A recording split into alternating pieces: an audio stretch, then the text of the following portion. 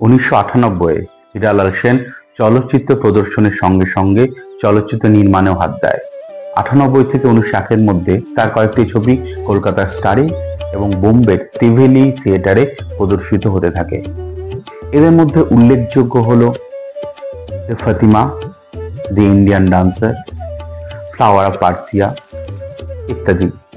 থিয়েটারে ছবি দেখানোর সঙ্গে সঙ্গে বাইরেও বিভিন্ন জায়গায় ডাক আসতে থাকলো, যেমন রাজ পরিবার বা স্টেটে তাদের বিবাহ অনুষ্ঠান বা অন্নপ্রাশন, পৈতে।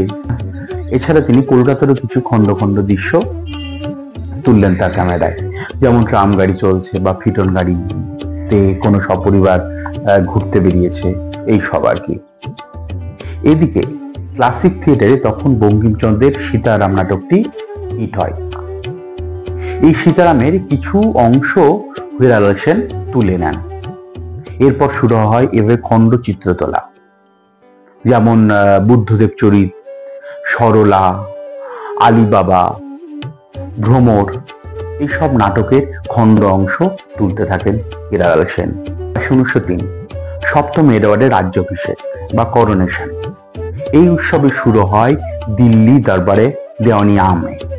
এই সময় কলকাতা যেহেতু ভারতের রাজধানী ছিল, তাই এই রাজ্যাভিষেক মূল অনুষ্ঠান হয় কলকাতায়। এই বিশেষ অনুষ্ঠানে হীরালাল সেনকে আমন্ত্রণ জানায় ব্রিটিশ সরকার। শুধু হীরালাল সেন না, তার সঙ্গে মহারাষ্ট্রের সখারাম গণেশ ভাই আওয়াদেকার বা স্যাবেদাদা, ম্যাডান থিয়েটারে জ্যোতিষচন্দ্র সরকার এবং 4 জন বিদেশি।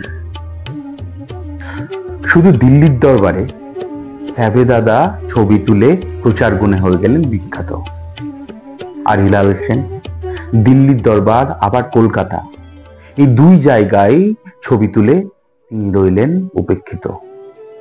এই সময় বঙ্গবাসী পত্রিকায় উল্লেখ, এই সময় বিশ্ববিখ্যাত হয়ে আছে রয়্যাল বায়োস্কোপ কোম্পানি। ইহারা শুধু যে ছবি প্রদর্শন করেন তাই নন, তার সঙ্গে অর্থ ব্যয় করে চলন্ত ছবিও তোলেন। দেখো দিল্লির দরবারে দলে দলে হস্তি জুট আসিতেছে, হস্তির পর হস্তি যেন অনন্ত সমুদ্রের মতো উর্মিমালা।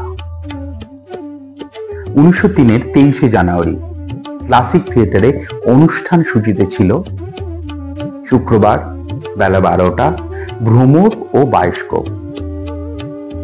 শুধু ভ্রমর দেখার জন্য এই দিনটি বিশেষ নয়, এই দিনটি শুধু বাংলা না, ভারতে তথা বিশ্বে স্মরণীয় হয়ে থাকবে, কারণ এই দিনটিতে প্রথম পূর্ণদৈর্ঘ্যের ছবি আলিবাবা 40 চোর মুক্তি লাভ করে।